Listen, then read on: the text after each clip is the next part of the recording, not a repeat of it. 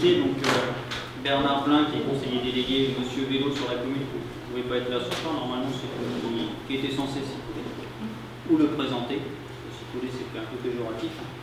Sur les mobilités, donc très rapidement, juste pour rappeler que il y a eu un transfert de compétences de tout ce qui est voirie à Angers-Voirie Métropole au 1er janvier 2022. Donc là, on reste toujours décisionnaire de ce qui se fait, mais on n'a plus les cordons de la bourse. Donc on discute un petit peu avec l'agglomération pour faire passer nos projets parmi les 29 autres communes. Cet après-midi, il y avait à nouveau une réunion pour débattre de ces répartitions budgétaires.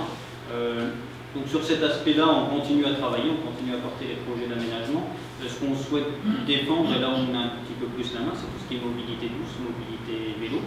Donc là, on avait déjà pas mal de choses qui étaient faites. On a fait pas mal de petites choses qui ne se voient peut-être pas. Et du coup, l'idée c'était de développer un petit peu plus. On a fait des formations au niveau des agents, parce que comme beaucoup de collectivités, il y a l'indemnité kilométrique vélo. Alors ça s'appelle plus comme ça doit être appelé mobilité, je ne sais plus. Enfin, qui est versée aux agents et beaucoup l'utilisent. On a eu aussi des petits accidents de service. Donc on a eu une formation auprès des agents avec place au vélo pour redonner quelques notions de code de la route, de choses comme ça. On continue à travailler avec les écoles sur le vélo. On a essayé, là pour le coup, on n'a pas fait que des choses bien. On a essayé de travailler avec place au vélo, mais les liens sont distendus. Donc il faut savoir ce qu'on a mal fait aussi et le reconnaître. Et là l'idée c'est de recréer du lien avec eux.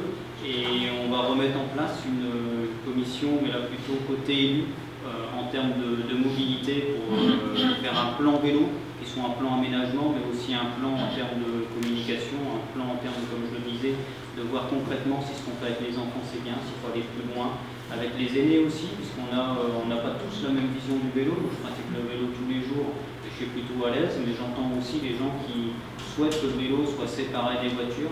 On va faire en sorte de trouver le compromis, le meilleur compromis possible en fonction de la place qu'on a sur la route.